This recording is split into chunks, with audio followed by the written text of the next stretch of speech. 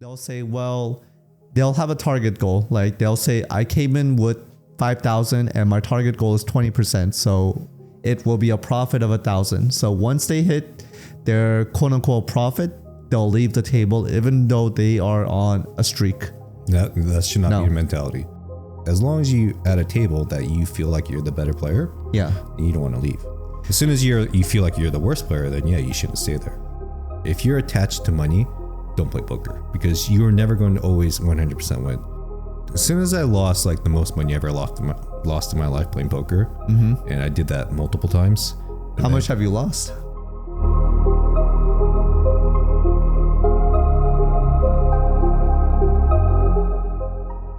Pachinko's to me is, what is it, like a ping ball machine? Yeah. I mean, you get like a ping ball, but you have your balls, and then you have like all these things that dictate like randomly where it'll go. And so once it hits like a sensor, then it'll start the reels. And then it turns into like a slot machine. Is it like a skill base or is it all luck? It's all luck. So I don't think you even dictate like, with like, pinball where you like, like flaps. You just literally just put the balls in and you have all these like segments that it will hit, and the ball will just randomly go down. And then once it hits like a reel for like your slot machine kind of thing to start, then you just get those slots going, and then just a slot so it's machine. Just like pulling like the slot machines at Vegas. Yeah, so instead of putting $1 and then pull, you just put in like 1,000 balls and let it just fall, and then when it hits the reel, then you get your slot machine going. But then it's the percentage is just like a regular slot machine where it's like, Have you done pachinko machines? Mm-hmm. I've done it once in my life. I've never done it. It looks fun. What is it fun, or is it just you put your money in, that's it? I mean, it's the same thing. Like, it's as fun as if you like gambling. If you like winning like innocuous prizes or, random prizes out of nowhere, or, getting something out of, just having entertainment, then it's for you. But then, I mean, I like gambling. I like slots was fun. Poker was okay. Blackjack, someone had to help me. They were saying, or she told me like, oh, hit. Because you know how you're playing against the dealer? Yeah. So she would be like, oh, hit or don't hit. And she was telling me stories where if someone was supposed to not hit, but they do, they mess up the flow for the other players. I played, so it was kind of interesting on that. I also played, roulette. But, me and my wife, we had the most fun at the slots machine. Yeah. So you guys going to Vegas this weekend, right? Yeah, we're going to go to Vegas. I don't know if we're going to gamble, but we're going to go there for her birthday with some friends, but maybe. Because I know you're into gambling, like you're into poker. Well, yeah, I used to play poker a lot back in my 20s, I guess, a little bit. Are you professional? I wouldn't call myself professional, but I mean, I was playing it for a main part of my income. So I guess that's that. I mean, what makes a professional, right? If it's your main squeeze to be making I would say money. so, yeah. So I mean, I was also a waiter at the time, so that was my main squeeze of money. But then after I got off, I'll go hit up the tables. And how big was your capital? So poker, I mean, there's something called it's called a bankroll, right? You have a bankroll for playing poker. So to not go broke in poker, there's something you fall called the risk versus ruin method. Yep. So in poker, if you're playing whatever the buy-in is, you want to have, for cash games at least, you want to have 20x the buy-in for, say you're playing 100 no limit. Yeah. You want to have $2,000 of capital so you don't go broke. So the way that it works is you start at 100, you play the $100 no limit, and if you have 20 buy-ins, say you lose 10 buy-ins in a row, right? Yeah. And then you're down to 1,000. So when you come down to 1,000, then you move down in the stakes. So you go down to 50 no limit. So you again have 20 buy-ins. Yeah. But then if you're winning, then you can go up in stakes as soon as, and you don't have to follow the rule, exactly. If you have 20 buy-ins, you can move up. You can take risks. Say you have like 15 buy-ins, then you can move up and you can take a shot at it. Yeah. If you win the first couple, then you'll have that bankroll, so you can keep going. But then if you lose right away, then you just go back to your, whatever stakes you came from. So as long as you follow that rule set, then it's not impossible to go bankrupt, but it's easy, or it's an easier way to keep yourself from going bankrupt. $100, that's high? Or is that average? That's probably very average in California, at least for poker. What's considered high? Oh man, there's people playing like, I I don't know, like the main event for the tournaments is like $10,000 buy-ins. But so tournaments have a different rule set. It's the 50 rule. So you want 50 buy-ins for whatever tournament you're playing. So if you're playing 10,000, if you're playing a $10,000 tournament, you want to have $500,000 bankroll to play those kind of tournaments. So they put up $500,000 of their own money, or 10,000 of their own money to play in their tournament. So who floats the rest? Usually, I mean, you can bankroll yourself, or you can have stakers, so you can sell pieces of yourself to. Oh, I see. So you're sort of investing in that player. Yeah. So. Oh, okay. So say I'm gonna buy 1/10 of your tournament. Okay. If you place first, and I get 1/10 of your winnings. Have you ever done that? You invested in someone? No, I haven't. Never. No. But yeah, I mean, I'm not much of a tournament player to be in, to get into that world kind of sense. But if I was to get there, then eventually. No, I never knew that. That's actually interesting. So if let's say that you need 500,000 as a bankroll. Yeah. I don't know what the rules are, but let's say I wanted it to invest 100,000. So theoretically, I would get 20% of his winnings, correct?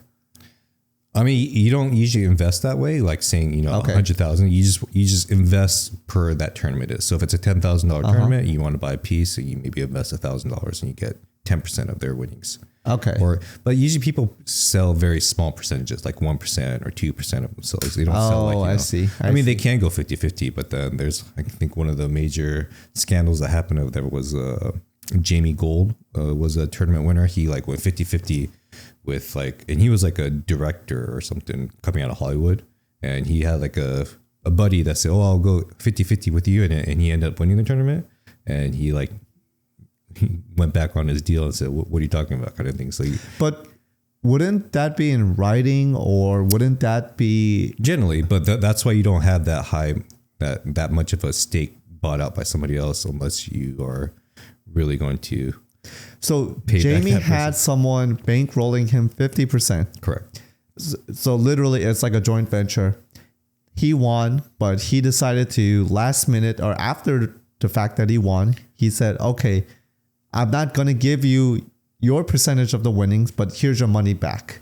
Something to that effect. Something of that. Yeah, I'm not sure exactly what the fallout was, but I know he eventually got sued, and it was not a good win for him, I guess, in the end, because I think he's like almost like bankrupt now, actually. Jamie Gold, professional player. Yeah. I mean, same thing with people that are lottery winners, right? Like if you go from nothing and you win the lottery out of nowhere, you end up being more broke than you were if you didn't win the lottery. Well, that's true, because you never develop the financial discipline. Right.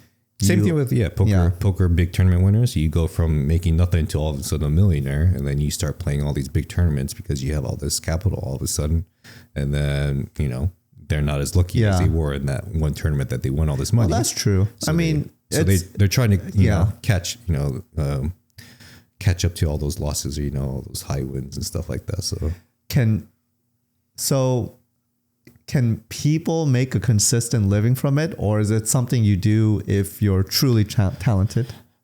I used to think that it's an easy game, but I think that used to be back in the early 2000 days. Now people become more.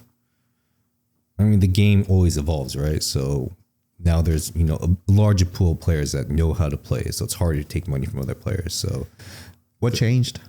It was just the popularity in poker, I guess. Like before, it was more like a leisure kind of game. Yeah, people just come out and play, and go to Vegas and play on weekends, or out to party. But now people try to make a living out of it now. So you have so many people that are, quote unquote professionals. So when you go to at least in LA, because I go to the card rooms like Commerce Casino, Bike Casino, Hawaiian Gardens over here. Here, I'm like, it's very hard to win money. But if I take my same play skill and go to Vegas, you're playing as people that are drunk and, people that are casual players. So it's like very easy to make money there versus. I guess the rules of the games did not change. You still have the same mechanics. Game theory changed in it.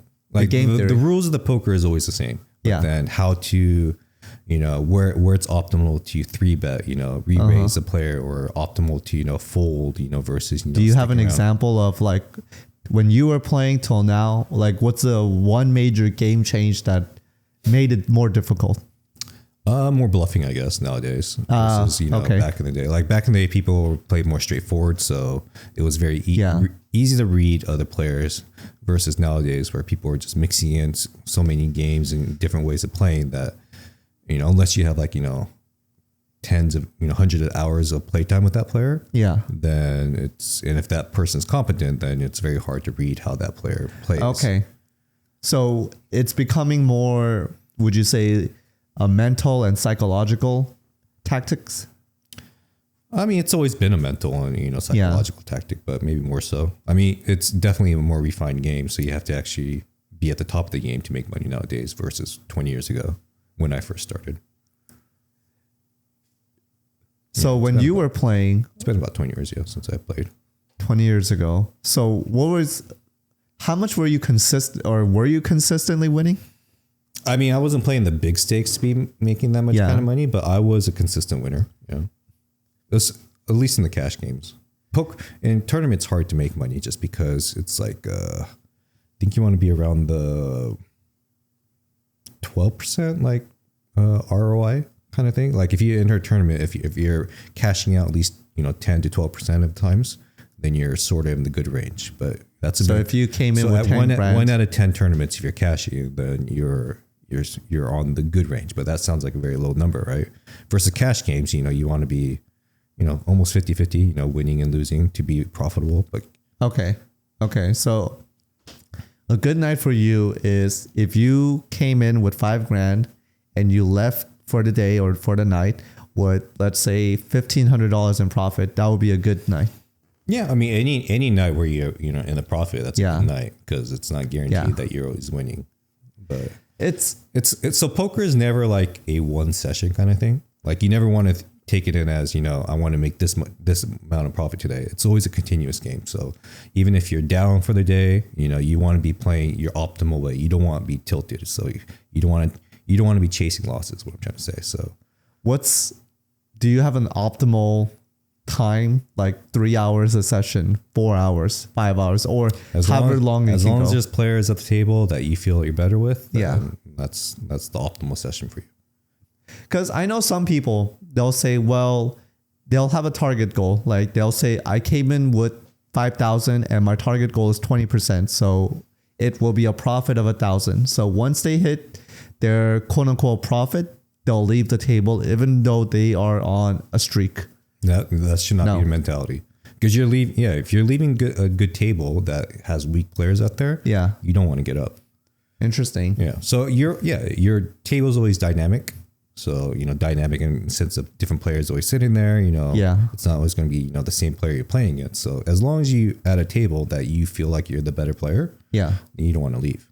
As soon as you feel like you're the worst player, then you shouldn't stay there. So then you clearly have, so you're saying ride the wave on your gains, but when you are losing money, what is your exit plan? Do you say, I'm going to leave when I lose 10%, 20%? I mean, you can have that kind of exit plan, but generally if you're not playing your optimal way of playing, saying that if you're playing hands that you generally don't play because you know they're bad hands, but you're playing just because you want to make up for the money that you lost, that's a sign to leave. Like when you're chasing. Yeah. So I mean, you always want to play optimally. So whatever it's causing you to not play optimally is a sign for you to leave. I mean, would you say that then poker is more of an endurance game? Of course, yeah. Patience is very key in poker, and a lot of people don't have patience. So I mean, I can sit but this is also something that it can be a bad point against you. Like if you're so conservative and you play like one hand out of 30, that one hand you're going to play, if people are paying attention to you, that you have a good hand. Oh, so you want to never. Okay, I see what you're saying. So it's all about optics. So depending if the table's paying attention and they're paying attention, then if you're tight, then you're know that as soon as you play something that they're gonna know that you have a good hand. But if the table's not paying attention, then play however you want to play. But in a competitive game, you generally have to mix it up. You can't just play one style to be a winning player, at least. So let's say that you were playing against a top poker player. Yeah. What do they do differently than you do? I mean, understanding ranges, I guess. So like, why would a player do this kind of thing. So thinking that critically, like if a player is betting with this kind of pattern of a board, what would they be betting with this kind of pattern of the board? Yeah. A lot of players don't think that much. They say, oh, this guy's betting without seeing the board texture. So if he's betting, he must have a good hand. Even though if I have like, you know, a one pair, you know, if he's betting, then my one pair is probably not good, even though he could be betting for like, you know, he has like a semi draw or something, you know, stuff like that. So if you can start understanding why people are betting, then that can put you in a better spot. Because I see, you know, like on YouTube, WPO, I see all these top players. I don't know any of their names, but I see all of their top players. You know Phil Hellmuth. I know Phil. Yeah. I recognize that name. Yeah. So I see all these players, and, you know, to the casual person, it looks like they're just playing poker. But to someone who's in the game like you'll probably pick up more nuances that I don't pick up. So what would you say is, what's one thing that the pros do differently that the casual players don't? Playing your position. What do you mean by that? So position is always key in poker. So there's a famous poker player, I think, I forget her name, but she was famous for winning a European tournament without ever looking at her hand, meaning that she played strictly on where she was sitting. So when you're always the last to act, that is the strongest position in poker, because you get to see everybody act before you, then make a decision on what to do. So if everybody before you checks and without looking at your hand, because they all checked, and if you bet, more than likely they check because they don't have a good hand. So even without looking at your hand, if you're last to act and you see everybody before you check, just put in like a bet. Whether you have a good hand or not, that bet, you know, everybody else that checked before you doesn't know what that means. You know, they may think that you have a good hand or you're bluffing, but if they don't have a good hand to call with, then most of the time they'll fold. And if they call your bet, then you work on that strategy and say, okay, why did this person call me? Is it because they also have a draw? Then if that's the case, then I can still try to bluff them out. But if they called you because they have a good hand, then they're going to call you on the next street. So you have to reevaluate if you want to bluff again or not after that. So position is always key, and a lot of poker players don't put that into account. It's mostly that they have a strong hand, so they want to play those hands, versus, you know, I'm in a good position and I want to play this position rather than the hand of cards. I see, because you're saying that the flow of information is you are the last one to make a decision. You've seen others make that decision, and that gives you a tell on what each person may be standing or where they may be standing. Because I mean, if you're the last person and somebody bets before you, you'd rather have that person act before you than you're before that person and you check or bet, and then that person will either raise or, you know, do something according to what you did. So you'd rather be the last person to act so you can make, you know, I wonder, the last, you know, do you know if they've done any studies or has anyone ever looked into like a statistical study to see like which position of the betting wins more on average? Oh yeah. They've done that? Yeah. So was it the best position? One? The best position is always on the button. So you know the marker that goes around the poker. So for those who don't know, what's a button? Button is, so there's small blind, big blind, and then before the small blind, it's called the button. So the order of people get the cards is first small blind, big blind, and then it goes all around until the button, which is the last. In the order of betting, so after everybody gets their card, the first person that makes a decision is the person after the big blind. So it goes big blind, then all the way to the button, and then the small blind will complete, or, you know, either match whatever the raise is beforehand. Yep. And then the big blind's the last person that will make a decision. Okay. Unless he makes something that, you know, overrides whatever the last person. It's like say somebody raises $4, and then the big blind says, "Oh, I want to make it $8 now." And then it goes to another round for that. But then after that, which is called the flop, the cards come out. Then it goes back to the small blind that makes the first decision. So then the button becomes the strongest position again, because you're the last person to act after the small blind, big blind make the decision. And the button is behind the small blind. Correct. Okay. But the small blind always initiates the betting. After the flop, yeah. After the flop. Yeah. Pre-flop, it's the person after the big blind that makes because the small blind and the big blind have to put in their money. They have to play. So it's called ante, which incentivizes a play to happen. Because if there's never an ante, then everybody will just keep folding until somebody has a good hand, which will make. That's true. Yeah. And so nobody would ever lose. That's why they always rotate the button, the small blind, and the big blind. Right. It always forces action. Okay, that makes sense to me. And so the button on average has a slightly higher, or is it substantially higher? Substantially. Wow. You want to be the button. I mean, everybody gets equal amount of time, being the button because it's, always rotating. Right. You always want to be having a good hand on the button if you can. So it's been a while since I only played poker twice. I played some online poker. One thing I always remembered was that every now and then you need to be kind of bluffing. Otherwise, if you're consistently checking or matching people, then they kind of bully you out of your position. Yeah. So, well, if you're always a type that shows that you check a lot, then you'll get bullied rather quickly. So they'll force you to like, hey, I put up I matched that big blind pre-flop. I'm getting bullied. I fold, and now I lose my, I don't know what you call it, but the pre-flop bet.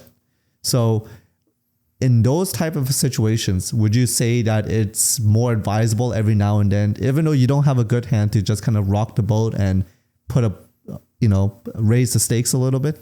Yeah. I mean, depending on position, I always raise with non-premium hands if I'm in the button kind of thing. Like if everybody, like for me, if I'm in the button and everybody either limps, which is just completing the big blind, putting the bare minimum. And if it comes to me and I want to play, if I have a margin, like, a decent hand, then I'll always raise. If I have like a very marginal hand, see, like 4 or 5 suited or 4 or 5 offsuit, but there's like 5 players in the pot, meaning that it's cheap for me to call. But if I do hit my 4 or 5 and I, have like, if I flop a straight or something, you have 5 other players in the pot. That's a pretty good, risk versus reward kind of scenario, because you're putting in only like $5 in order, but you have a chance of winning $40 if you flop that, straight. So if you're the last to act, even if you have a bad hand, it's kind of profitable to call if it's just like 3 players and you have like marginal hand, you wouldn't call kind of thing. So it's all about situational about the table on how to play your hand kind of thing. Do you know if anyone ever used that? Because clearly other people have thought about this. So has anyone ever said like, hey, I know that person who has the button, they may call or they may raise, but maybe they're just doing it just to mess with us. No. If you are sitting at a table and a guy's always raising no matter what, because he's on the button, you're going to know he's going to raise again. So what players start doing after that is, if you're in the big blind and your button guy is always going to raise, then you re-raise that guy with very bad hand too in the big blind. Because that guy will think, okay, I'm getting re-raised. So, but then he doesn't, if he's not a multi-level thinker, then he's going to think, okay, you have a good hand. That's why you're re-raising me. I see. So he might fold. But if he's a multi-level thinker and he says, okay, I'm a guy that always raises, so this guy's picking up on that and re-raising me, doesn't necessarily mean that he has a good hand. He's just picking up on me raising a lot. So he's raising. So I can, go beyond that and say, okay, he's doing this because I did this. I'm going to re-raise that, even though I have a bad hand, but he's only re-raising me because I'm a guy that always raises. So it's like a back and forth of like, he knows this, I know that he knows this, so he's doing this kind of thing. Because one thing I noticed too is, I don't know if this is the same situation, but I'll watch pros play, and it's very similar to what you're saying. They'll go through the usual small blind, big blind, check, call, you name it. And someone will raise, and then the other person, they don't want to punk out. So then not only do they raise, but they raise substantially higher. Like they'll put almost 50% of their pot in, like their total pot into the thing. And then someone will say, I'll go all in. Now, I've got to assume that sometimes they have a good hand, but sometimes it seems like they have a so-so hand. Like to me, how I define a good hand might be a king and an ace, or a pair of an ace, or a pair of faces, right? Yeah. And a so-so hand might be like an offsuit 4 and 7, something that it's really hard for you to make it a hand, right? Yeah. But sometimes I'll see a pro, they'll go like 2 and 3 with the same suit and they'll go all in. Yeah. And so is that I gotta assume it's a valid tactic, but can you explain like why that's a valid tactic? So like I said, if that person is playing against a player that likes to raise a lot. So Yeah. he notices that this player always raises. So he, again, maybe this is 6th time doing it. So he caught on to that. So even though I have a marginal hand, this guy always raises the position that he's in. So because he does that, even this time that he's doing it, it's more than likely he doesn't have like premium hand. So if I raise here, because I never raised him before, he's going to think I have a premium hand. Okay. So he's going to, unless he has aces, he can't call anything. But sometimes you'll run into the one time that he has aces and you get, your plan backfires. But, so it's interesting how the dynamics work, but it's always an observational kind of dynamic that's going on. What's his name? Daniel Negreanu. So where would you rank him? Would you rank him as number 1, as the greatest, or in the top 5? Definitely top 5 or top 10. I'm not sure who the best poker player today is. It's somebody that can adapt, not that doesn't have one style of play. Because if you only have one style of play and you're playing against another good poker player, that poker player should be able to pick up on the style that you're playing, whether it's passive, aggressive. What would your qualifications be to be the greatest of all time? Like, would you say it'll be the number of tournaments won or crazy plays that they done? Like, what would your qualifiers be? Money won, tournaments won, multiple just play styles, readability of other players, just natural poker instincts, when to fold, when to bet, when to, overall, that's why it's hard to quantify who the best poker player out there is, because there's so many players that have won a lot of money, that have won a lot of, bracelets, who can read a lot of players, pretty good. But well, who's your favorite poker player? I would say Daniel Negreanu is up there, but Phil Ivey used to be one of my favorites. I like Phil Hummies just because it's entertaining to watch him blow up. So I'm not familiar with, I recognize Daniel. Yeah. Well, Phil Hummies is the most notoriously known poker player. He's the crybaby of the poker scene, right? It's always blowing up when he loses. Was it just an act?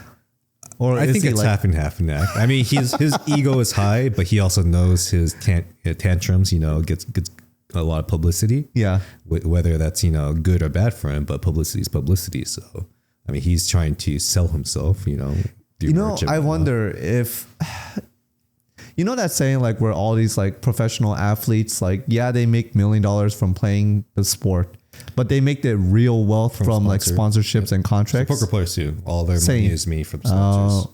Who sponsors them? Do you know? Like poker sites or clothing companies. Anything that can get an advertisement on somebody. Like even Subway will probably sponsor them if they wear a Subway. What about jacket? Energy drinks? Mm-hmm. Yeah, because energy drinks and poker go one in one, or hand in hand. So. Alcohol companies?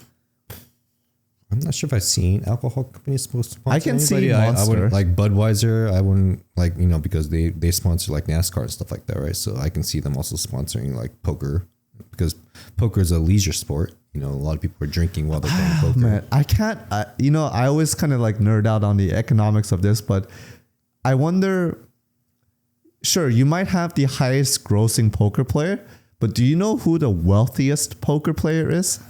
Like they're billionaires. So they're like Macau, in China, those places. The poker players there are obviously billionaires. So it's probably somewhere over there. That's the wealthiest. But they're billionaires because from their business that does poker on the side. But I meant professional poker players who blew up to become multimillionaires because of investments or sponsorships. From poker strictly? Yeah. So like, Dr. Dre. Yeah, he's a producer and / rapper, but he became, I think he's now a billionaire from his deal with Apple on Beats headphones. Okay. Yeah. So do you know anyone like that with poker playing? I'm sure there are. I just don't know any on top of my head. There's people that play poker, but that's not their main squeeze. That's their hobby kind of thing. But because you're probably familiar with DraftKings and all these online poker sites like. Well, DraftKings is sports betting, right? Or I think they do poker too, no? Do they? But they are online sports betting, but maybe I'm wrong. I would imagine that they would have a hand in poker's betting. Yeah. I could be wrong though. But I would imagine that these professional poker players, they probably realized like, hey, if I want to make some real money, like significantly good money, like I got to get in on sponsorships or investing in these companies. No, like that's how I would think. No, they are. So I mean, most of them, team up with like Poker Stars or Poker Stars, Full Tilt Poker, all the online gambling sites.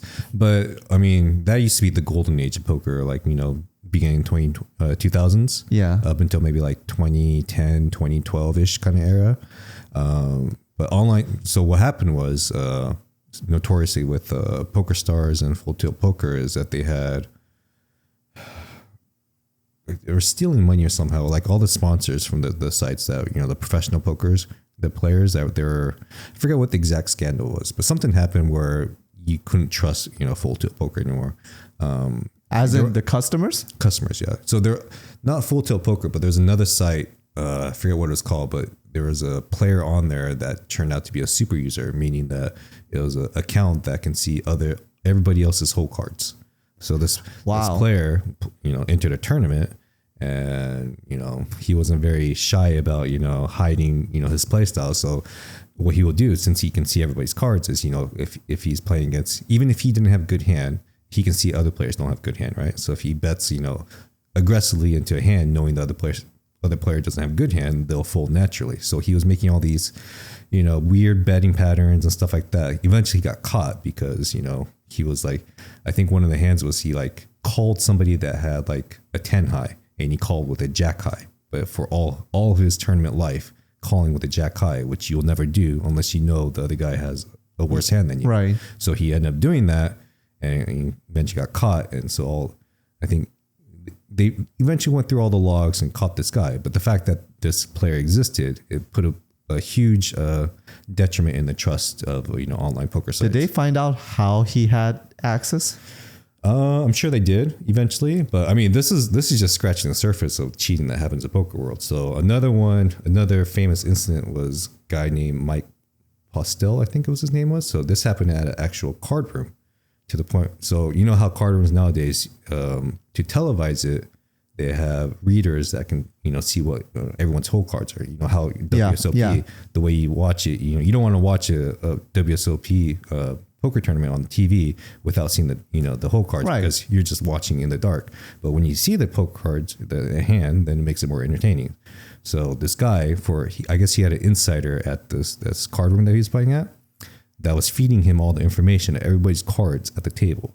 So he was like a regular guy, average Joe, that went from barely making a profit to being the best poker player. He had like a AirPod or something? He had something that was like going to his hat that he was wearing that was like vibrating, saying, whether you have a better hand than this guy, or, vibrate, two vibrates. I mean, he has a king of hearts or something. So he was getting some kind of signal to the point where it was coming to his phone too, where if you go back to his footage, he's like constantly looking down, looking between his legs, and then, making a decision after that.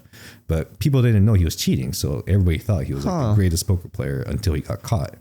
But it even happens in live games. So it's getting to the point where, who's cheating in this game now? Because I would imagine they would have, can't they do some kind of like electronic scanning, like on your body, like, with the wand or something? Or I guess you can, but then like it would trigger like, and then you put your phone away. Well, what if you don't have that? What if they're doing it through a way that, can't be detected by that? So, people always find a way to cheat. Yeah, that's true. But I guess the idea is that it will make it very difficult, if not improbable. Right. But it was just interesting that, cheating was happening at that high level of a level that people weren't thinking that would happen. Like even in the online, you can sort of see, like if you have the software, if you have like a super user, you can back end it without people knowing. But doing it live was kind of like surprising to a lot of people, because you would think that's like secure. But it's not. It's like happened like maybe a dozen times already. Because I know you told me the story too, where I really don't know the names, but this woman player was going against this famous guy, and she was betting in a way where it's really off, and she won because she bluffed or something. So this is I know which one you're talking about, because I forget the names, but yeah, it's another incident where she called with a jack high versus him bluffing with like a 10 high kind of thing. So the only way that she's going to call is because like there's like ace on the board. So if your opponent had any pair, you lose, right? But if you're going to call with a jack high, you're either calling because you know he has a missed draw of some sort that missed, or you know that he's a bluffer, that he bluffs all the time, that you can call with a jack high. But the probability of you being in that like sliver of correct, But I mean, can't you just say, can't you just argue that she just got lucky with that bluff? Sure, you can. So that's why it's not definitive that she cheated in that game yet. Right, because when I looked at the video, I did not see anything that would have given or tipped. It's not, yeah. So none of that was present. But the mere fact that she called with her hand, very sus. Because you have to be a god to be able to call there for that amount. Because I think it was like a $60,000 call that she did. $60,000 to call with a jack high. Because throughout the video, I was trying to look for things like, oh, was she looking down? That's like anything that could have given the hint that would have given her an unfair advantage, right? And the only thing that I knew that stood out of the ordinary was he kept looking at her with suspicion. Like he was like, this doesn't seem right. Yeah. And at the end of the round, I think he left the table. Well, yeah, I think it was more of dumbfoundedness of, if you're calling me with the hand that you called me with, the only thing that makes sense is that you know what my hand was. Yeah. So that was going through his thought process, not knowing that, not him thinking that, oh, I saw you do this cheat here. Like, right. The only logical explanation of you calling me here is if you know what my hand was. Well, do you think she cheated? If you had to put money on it. Evidence doesn't showcase that she did, but all the aftermath. I mean, there was another thing that happened after on that same game, while this drama was unfolding. Supposedly some guy that wasn't at the table, he worked in the monitoring room or something. He came down to the table and took chips off of her stack. Wait, took money. What do you mean the monitoring room? So the commentary room, like we know where the broadcasting, where they comment on the plays and stuff like that. So I guess there was a guy that was in that room while this drama was unfolding. He decided to come down to the poker floor and go to the table, and he took chips off of her stack. And that never happens. You can't.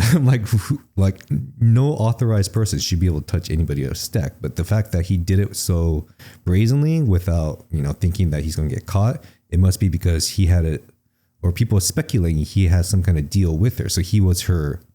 Did anyone ever confront him about it? Yeah. What was his story? I mean, I didn't follow this story all the way to the end, but he apologized. So he came out and said, yeah, I took her money, but it wasn't, it was more of a, she owed me kind of money instead of a reason that people were satisfied with. He just said that she owed him money, so he decided to take it there versus like, why didn't you wait for after the turn or after the game to be over to get your money? Like, why'd you have to take it there and then and there? It's so weird, right? Because is it A, that he's stupid, or B, like I don't even know what the alternative is. Okay, well, so what happened at this play is that when he called her, or when she called him and she won, because he was so upset about it, she said that, oh, I'll give you back your money that I won from you in this hand. So she gave back the winnings from that hand. And people are speculating that the other guy that was in a deal with her thought that she's giving back the money that he was going to get a cut from. So because of that, he went to go take her money that he gave back the cut from. So that was him getting back. Before he could get nothing, he wanted to get something. Correct. So that's the speculation. Whether none of that's, come to, I don't think nothing ever happened of it. Like she never got, charged with cheating or anything. But the speculation is there because it's highly sus that no professional poker player can make that kind of like call without either being like, zone reading, soul reading the player, or you just have that much experience that that this player's bluffing in this spot. Oh man, that's it. But because there's precedent of people actually cheating in live games, that it's not unheard of at this point. So no, it's crazy because Magnus Carlsen. Mm-hmm. So he's like he's like the #1 grandmaster in chess. Okay. Oh yeah. And there was this was maybe like 1.5 years ago, but there was a scandal. He played against somebody and he quit midway. And long story short, he was saying that he felt that the other guy was cheating. Indirectly, he said that. He never said it directly. And so ever since then, I don't know if he actually did or did not cheat, but there was a lot of speculative evidence to suggest that he did cheat. Now, you can say, well, how could you cheat in a live chess match? Isn't it usually where you're like slightly moving your piece? Like, side? It wasn't like a sleight of hands or moving the piece. It was suggested that he was using some kind of AI program or chess program to play the game. So he was letting AI make his moves. Yeah. And so it was never proven, but ever since that game, anytime Magnus was playing against the opponent and his opponent had a smartphone or electronics on him, he kind of gets PTSD because he lost or resigned from that game. Yeah. And so to me, it reminds me of that because I'm always amazed how ingenuity or like creative people can be to find ways to cheat. And to me, it's like, I don't know how you would think of a way, but where there's a will, there's a way. Sure. And like, if you think about it, like if you're putting that much effort in to think about how to cheat and win that way, just learn the game naturally and you should be able to be a winning player. If you're thinking that much way to like, well, if you're not cheating, you're not trying, right? Yeah. But I mean, if you're going to put that much effort into cheating a game and winning at it, then you can probably put that much effort as refining your game and, doing it legitimately. But oh man, whenever I watch poker players, one thing I always respect is their ability to,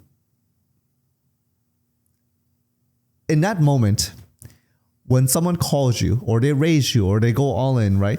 And I know this from personal experience. You have that moment of like, fuck, do I call? Do I fold? What should I do, right? And there's that brief moment of like, I don't know if you ever had that moment where your stomach kind of feels like not nauseous, but it feels empty, and then your heart pressure, blood pressure starts going up, and you're like, fuck, like what should I do? I mean, in the beginning I was like that, but after playing poker for so long, money just becomes desensitized to you. Like you just don't feel that monetary value attached to money. It's like chips at this point. So you're like, you have to become that way to be a good poker player. If you're attached to money, don't play poker because you're never going to always 100% win. It's always going to be. So you never felt that way. So if someone went all in the beginning, I did for sure. But even in the later ends of your poker career, if you had to go all in with your chips, you were okay with it. Mm-hmm. As soon as I lost like the most money I ever lost in my life playing poker, and I did that multiple times. How much have you lost? In one session. Yeah, let's go with one session. In one session, maybe $2,000-$3,000 kind of thing. I mean, it's not a lot in poker, but to me at the time, it was a lot because I was, in college. What's your total P&L? Like how much? If you had to sum up all of your wins and losses. I mean, I'm definitely a winning player, but not to a point where I can solely live on poker and pay all my bills. Okay. I mean, I might be if I fully invest towards poker grinding, but I was never playing 8 hours a day, 5 days a week, 40 hours or anything like that. But poker, you have to play even more than that to be a profitable player. I think you have to be playing like 60, 70 hours. And it's called a grind for a reason because you have to actually grind out. It's probably worse than doing a 9 to 5. Yeah. In the long run, like people. Do you think you would have the natural talent and work capacity to be above average?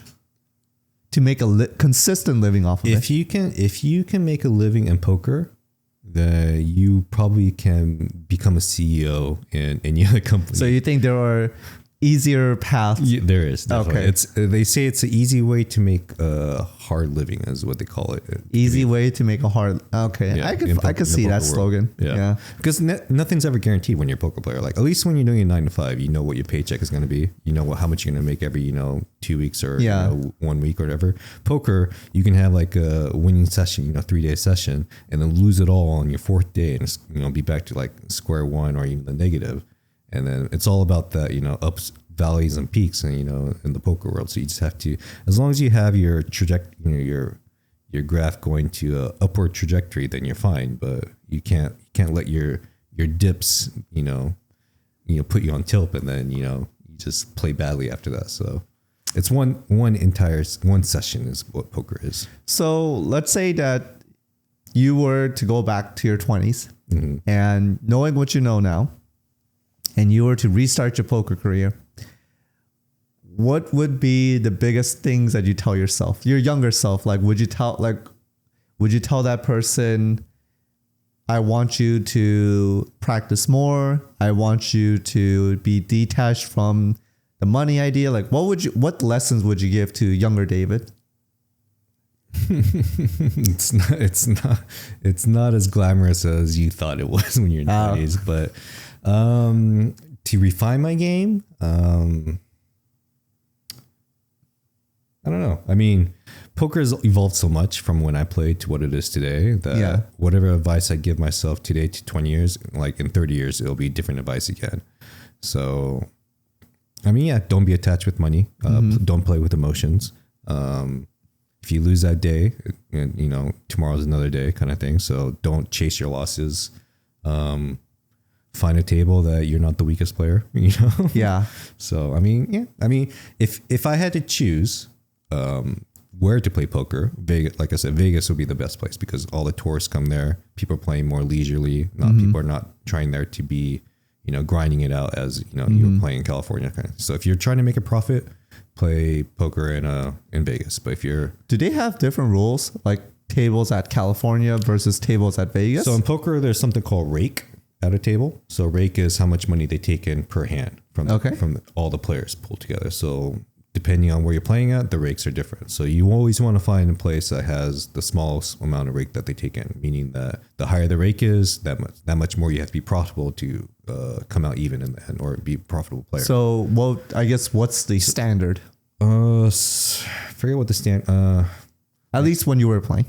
So 100 game, if you're playing 2-3, 100 no limit. So the small blind's $2 and the big blind's $3. I think in that game they take in $6 rake. $6 from the winning pot? From the winning pot, yeah. So if I won $100, they'll take $6. Maximum $6 or something from the pot. So what players do is, if nobody plays a hand and it's up going to the small and big blind, because they know a rake's going to be taken out of it, they usually just chop the pot, meaning we're not going to play this hand because the house is going to win this hand if it's just me and you. So what they want is at least third player or 4 players to play so that there's a reason to play for the pot. Otherwise, they're just giving money to the house. So the house always makes a commission no matter what.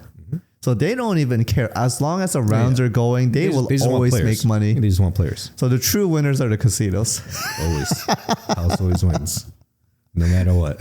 So Vegas have a higher rate or lower? I would imagine they have a lower rate. Vegas has a lower rate. Because they have more volume and turnover. Yeah, that makes sense to me. Yeah, so California has probably one of the worst rates. Like Commerce Casinos is probably one of the worst. Because California has I'm trying to think, they have Pachinko, Morongos, and Hawaiian Gardens. Commerce is the biggest poker room in the States, I think, and that's in Commerce or in LA. And then right next to it is called the Bike Casino, which is I know that one. It's somewhere near Los Angeles, right? Or it's on the 110, I believe, or the I think I've seen that somewhere over there. That one, in my opinion, has the best structure for poker. Structure. So structure meaning that like a 2-3 in Commerce you play $100 no limit. The blinds is 2-3, right? But that means you only have 30 big blinds. So you only the $3. You want to always buy 100 big blinds per game. So if you're buying one, so the best structure for 100 no limit is if your blinds is 1 and 2. Okay. Is that no 1 and 1? So the big blind is $1, and you want that to be 100 of your big blind. So that's the best structure you can play. So I guess it's 50 cent $1, but usually you can't find a 50 cent $1. I think the smallest you can find is 1-1. But right now at Commerce, it's 2-3 for the small and big, but the buy-in's $100. So it's a 33 a blind game. So as soon as you raise and somebody re-raises you, you're kind of committed. Yeah. So you don't want to ever be in that kind of spot. So you want to be able to raise, re-raise, or play around with the pot to have more move sets. As soon as you shrink the game to where it's like 33 big blinds, then as soon as you raise and you get re-raised, if you want to commit to that pot, you're usually going all in. So it's a very simpler game versus a 100 big blind game. If you raise, other guy re-raises you, you can re-raise that, and you still not pot committed yet. So you have more ammo, I guess, to like either bluff or do more ranges, stuff like that. So you want to be looking for 100 big blind game if you can, as much as you can. That's so interesting. I mean, I only played poker twice, so I wouldn't really know. But so you think that Vegas is more favorable?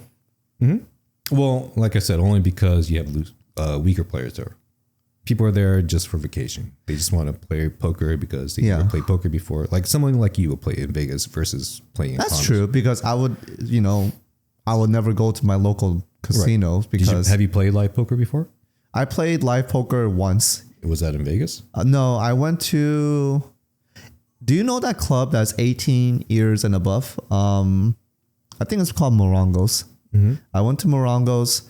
I lost $200 and I was like, this game sucks. And then I stopped playing after that. Sure. And I was, it's my first time. I was like, I knew the rules of poker, but I forgot what the saying was. Like, if you look around the table and if you don't know who, what's it called? The fish. If you don't know who the fish is or then whatever, then you're the fish or something. Yeah.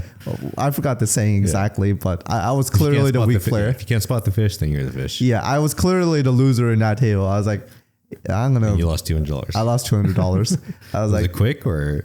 It was pretty quick. Yeah. It was like done in 5 or 10 minutes. I was like, well, I get it. I understand the appeal. It looks pretty cool. Yeah. I can see why it's glamorous, but it was not for me. But I mean, once you have your first big win, then what was your first big win?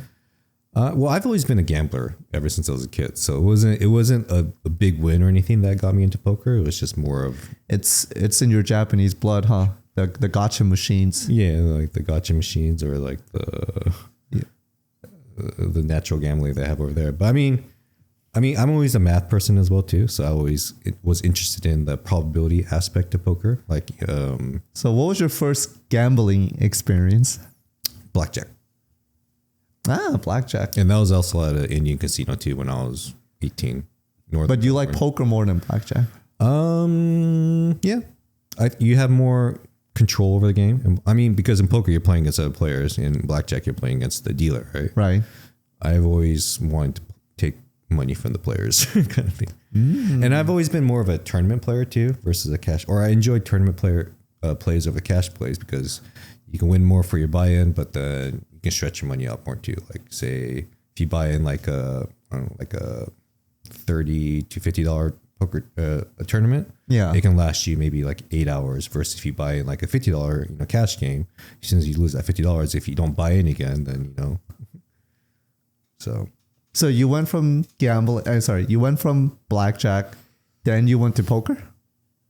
Yeah, I mean, it's strictly in gambling kind of aspect. What games I picked up first. Blackjack, just because that's all they had at the Indian casino that I was going to. Yep. And then I think poker I picked up through online first before I started playing at the live games. Only because the 2000, do you know Chris Moneymaker? No, I don't. So he was an ordinary guy that entered a satellite tournament. Satellite tournaments is if you pay like a lower denomination.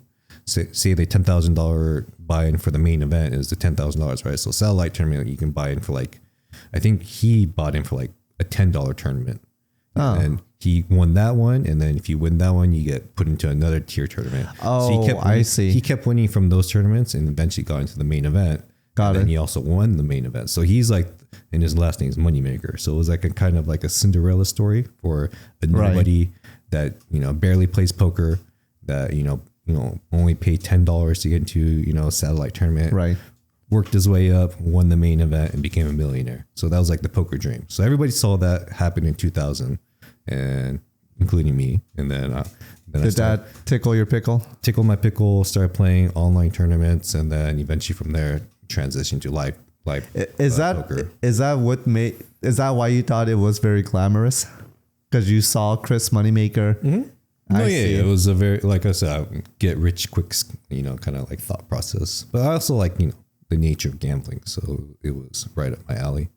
So do you still play poker now or not really? If I get bored, I'll go to a card room, but it's like I said, it's not the best way to make money for. So it's just something to like, hey, if I lose, like, so how much do you normally go in? If I was still a server today, then I'll probably play a lot of poker. Meaning. But why would you play poker if you're a server and not right now? Because I have better ways of making money right now.